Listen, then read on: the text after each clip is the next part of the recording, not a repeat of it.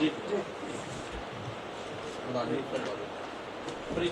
Sir. नमस्कार sir जी, मैं बलजीत जून, CAWS राज्य प्रधान। मैं सबसे पहले आप सभी पत्रकार साथियों का धन्यवाद करना चाहूँगा कि हमारी जो मांग है और हमारी जो परेशानियाँ हैं उसको आप आम जन तक और सरकार तक पहुँचाने का काम कर रहे हैं। आप सभी साथी जानते हैं कि हमने लास्ट ईयर भी 42 दिन धरने के ऊपर बैठे रहे। सरकार ने हमारी कोई सुध-जब्बी नहीं ली और तत्कालीन मुख्यमंत्री मनोहर लाल खट्टर जी ने एक झूठा आश्वासन करके हमारे धरने को ख़त्म कराया।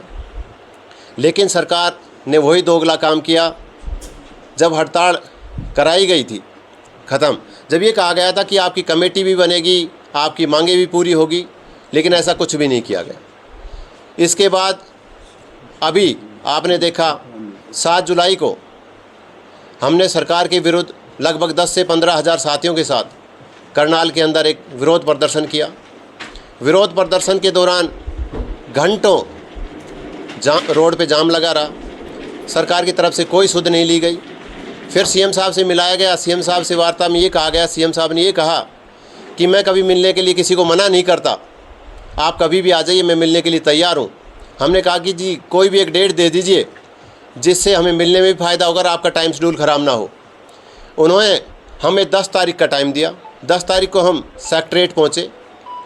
वहाँ पे जो सरकार के नुमाइंदे थे उन्होंने ये कह सकते हैं कि हमारी मीटिंग के नाम पर मजाक किया गया।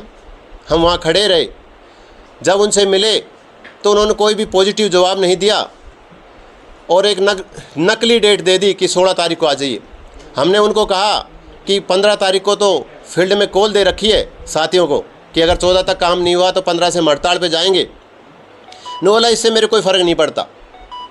साथियों, जहाँ तक हमने वहाँ ऑब्जर्व किया, हमें ये लगता था क्या तो CM की वहाँ पे चल नहीं रही थी या पदाधिकारी ये चाहते थे कि क्लैरिकल कैडर हड़ताल पे चला जाए।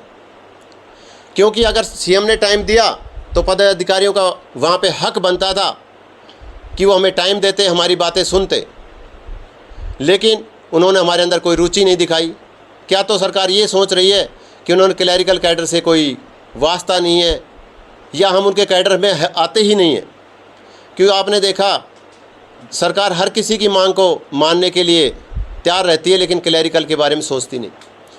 आप सब जानते हैं कि क्लैरिकल एक रीढ़ की हड्डी है।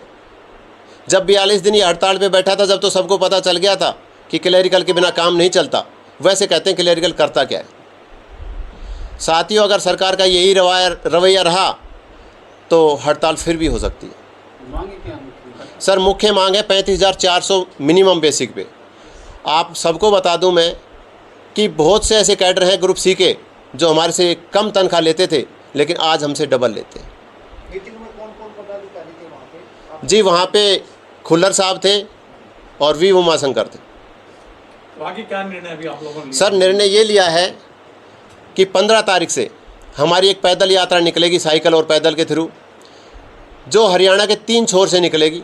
एक यात्रा चलेगी नूह से, जो पलवल फरीदाबाद होती हुई रोहतक से पंचकुला की तरफ मार्च करेगी, और एक चलेगी हमारी सिरसा से, जो हिसार होती हुई करनाल पहुंचेगी।